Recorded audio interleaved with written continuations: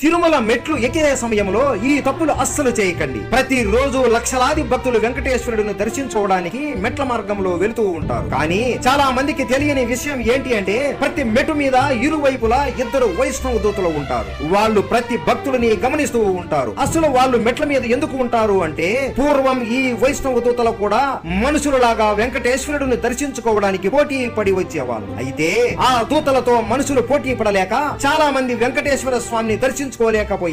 అది చూసిన వెంకటేశ్వర స్వామి తన వైష్ణవ దూతలకి ఒక షరతు పెట్టాడు. ఎవరైతే నా నామాన్ని నిష్కల్మషంగా మనస్ఫూర్తిగా స్మరించడం మీరు వింటారో ఆ వైష్ణవ దూత మాత్రమే నన్ను దర్శించుకోవచ్చు అని షరతు విధించాడు. ఈ కారణంగా ఈ వైష్ణవ దూతలు ప్రతి మెట్టు మీద ఇరువైపులా నిలబడి మనస్ఫూర్తిగా స్వామి నామాన్ని జపించే భక్తుడి కోసం ఎదురు చూస్తూ ఉంటారు. ఏ భక్తుడు అయితే మనస్ఫూర్తిగా స్వామి నామాన్ని స్మరిస్తూ కొండ ఎక్కుతూ ఉంటాడో అతని చుట్టూ వందలాది వైష్ణవ దూతలు వచ్చి ఆ